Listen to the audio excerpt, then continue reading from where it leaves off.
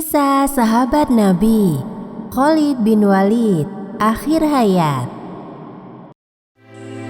Pada tahun 638 Masehi atau 17 Hijriah, Bilal yang telah menyelesaikan urusannya di Emesa pergi ke Madinah dan melaporkan proses pengadilan Khalid kepada Umar bin Khattab.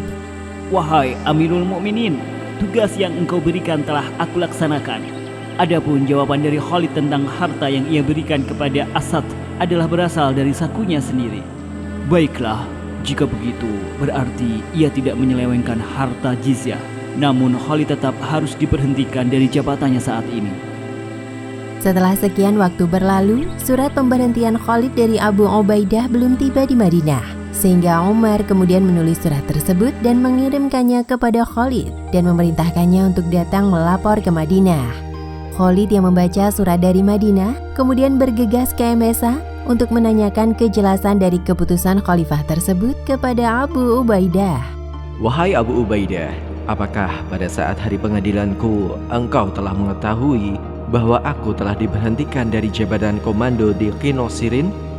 Iya Khalid, aku tahu itu.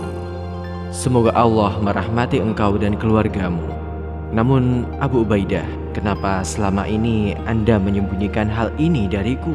Padahal ini sepatutnya Anda sampaikan kepadaku. Kesedihan mulai tampak muncul dari wajah Abu Ubaidah ketika ia menjawab pertanyaan Khalid. Demi Allah, sesungguhnya aku tahu bahwa jika waktu itu berita tersebut aku sampaikan kepada engkau, pastilah hal ini akan menyakiti hatimu. Maka aku tidak sanggup menyampaikannya padamu hingga saat ini. Maafkan aku, wahai Khalid. Setelah mendapatkan jawaban yang jelas dari Abu Ubaidah, Khalid pun kemudian meninggalkan Emesa dan kembali ke Qinasirin. Meskipun dengan berat hati menjalaninya, namun ia mencoba untuk ikhlas menerima keputusan ini.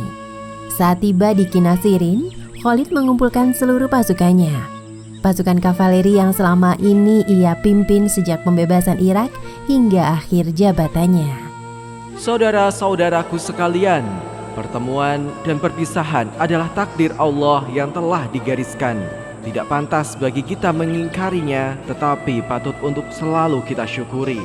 Dan oleh sebab itu, saya ingin mengucapkan perpisahan kepada kalian semua. Semua kemenangan itu hanya karena atas pertolongan Allah semata.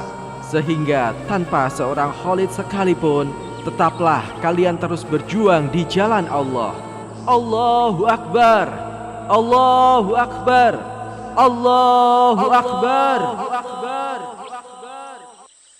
Setelah perpisahan dengan pasukannya, Khalid kemudian pergi ke Madinah untuk menemui Khalifah Umar. Dan sesampainya di Madinah, Khalid melihat Umar bin Khattab di jalan. Selamat datang wahai pedang Allah. Semoga Allah merahmati engkau dan keluargamu. Wahai Amirul Mukminin, saya memprotes terhadap apa yang telah Anda lakukan. Demi Allah, Anda telah berlaku tidak adil kepadaku, wahai Umar. Ya, wahai Khalid, demi Allah, engkau begitu mulia di mataku dan engkau juga sayang kepadaku. Namun, Anda tidak akan punya alasan untuk mengeluh tentang saya setelah pertemuan kita hari ini. Setelah Umar menjelaskannya, Khalid menerima keputusan khalifah dengan ikhlas. Meski demikian, sebagian dirinya masih belum memahami makna sesungguhnya khalifah memberhentikannya. Khalid pun kemudian kembali ke Qinasirin dan menemui keluarganya.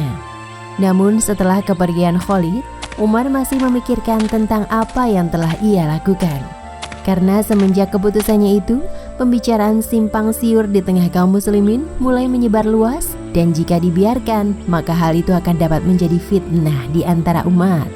Oleh sebab itu, Umar kemudian menulis surat kepada semua komandan dan gubernur provinsi untuk menjelaskan alasan sebenarnya ia memberhentikan Khalid. Saya tidak memberhentikan Khalid karena kemarahanku atau karena ketidakjujurannya, tetapi karena orang-orang saat ini telah memuliakan dirinya dengan pemujaan yang berlebihan.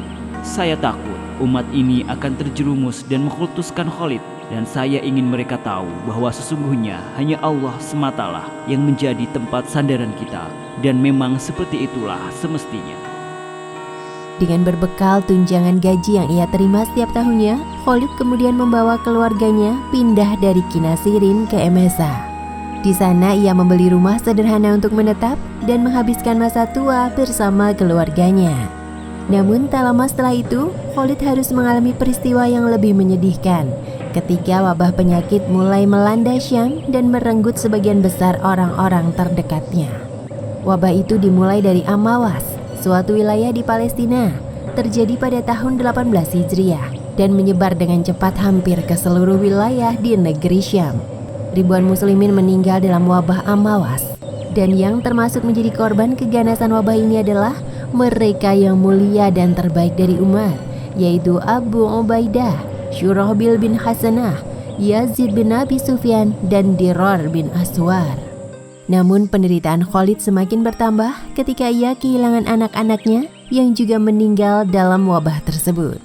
Dengan demikian wabah telah merenggut sebagian besar orang-orang yang dicintai Khalid. Hingga pada tahun 634 Masehi atau 21 Hijriah, di usia yang ke-58 tahunnya, Khalid menderita sakit yang berkepanjangan dan merenggut seluruh tenaganya. Ia hanya terbaring sendirian sambil mengenang masa-masa perang bersama Abu Ubaidah dan sahabat lainnya. Suatu hari, salah seorang teman lama datang mengunjungi Khalid dan duduk di samping tempat tidurnya. Bisakah kau lihat di sekujur tubuhku penuh dengan bekas luka dari berbagai jenis senjata? Benar, tak ada satupun celah di tubuhmu yang bebas dari bekas luka. Tapi mengapa di usiaku sekarang ini aku hanya bisa terbaring lemah tanpa bisa berbuat apa-apa, sementara aku sangat menginginkan mati dengan mulia di medan pertempuran? Engkau harus mengerti, wahai Khalid, bahwa ketika Rasulullah SAW menamaimu pedang Allah, maka takdir telah menentukan bahwa kamu tidak akan pernah jatuh dalam pertempuran. Jika seandainya kamu telah dibunuh oleh orang kafir, maka itu berarti pedang Allah telah dipatahkan oleh musuh Allah, dan itu tidak mungkin akan pernah terjadi. Khalid tetap terdiam meski temannya telah pergi. Pandangan Khalid masih menatap langit-langit kamarnya, dan seketika itu ia mulai memahami arti dari perkataan temannya tersebut. Beberapa hari setelah kunjungan teman lamanya tersebut, Khalid bin Walid pun meninggal di atas tempat tidurnya dengan ditemani seorang budaknya yang setia. Harta Khalid yang ditinggalkan tidak lebih dari baju besi bersama seekor kuda dan sebilah pedang. Demikian kisah Khalid bin Walid, pedang Allah yang terhunus. Hikmah yang bisa kita petik dari kisah ini adalah hendaknya kita mencontoh ketabahan dan kebesaran hati dari seorang Khalid bin Walid yang menerima keputusan penggantiannya dengan ikhlas dan sabar.